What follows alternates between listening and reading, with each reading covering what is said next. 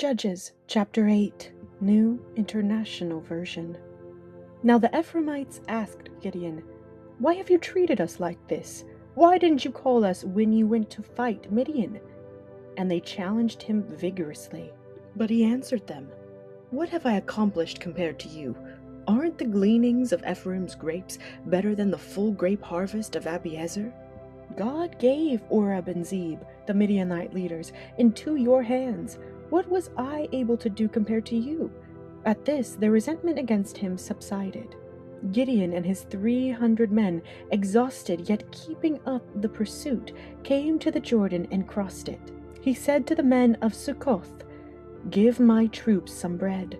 They are worn out, and I am still pursuing Zebah and Zalmunna, the kings of Midian." But the officials of Sukkoth said, "Do you already have the hands of Zebah and Zalmunna in your possession? Why should we give bread to your troops?" Then Gideon replied, "Just for that, when the Lord has given Zebah and Zalmunna into my hand, I will tear your flesh with desert thorns and briars." From there he went up to Peniel and made the same request of them, but they answered as the men of Sukkoth had. So he said to the men of Peniel, "When I return in triumph, I will tear down this tower." Now Zebah and Zalmunna were in Karkor with a force of about 15,000 men. All that were left of the armies of the eastern peoples, 120,000 swordsmen, had fallen. Gideon went up by the route of the nomads east of Nobah and Jogbehah and attacked the unsuspecting army. Zebah and Zalmunna, the two kings of Midian, fled, but he pursued them and captured them, routing their entire army. Gideon, son of Joash, then returned from the battle by the pass of Herez. He caught a young man of Sukkoth and questioned him, and the young man wrote down for him the names of the 77 officials of Sukkoth, the elders of the town. Then Gideon came and said to the men of Sukkoth, "Here are Zebah and Zalmunna, about whom you taunted me by saying, 'Do you already have the hands of Zebah and Zalmunna in your possession?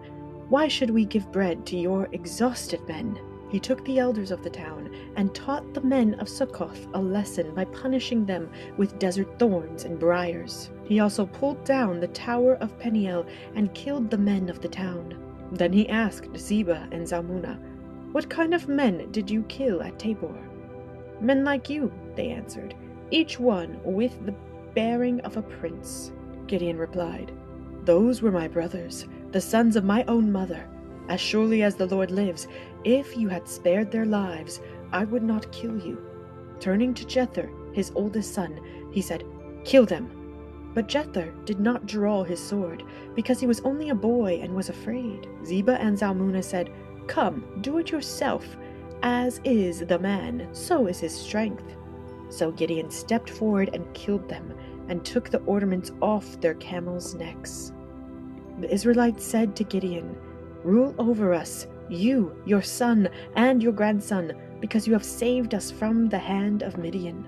But Gideon told them, "I will not rule over you, nor will my son rule over you. The Lord will rule over you."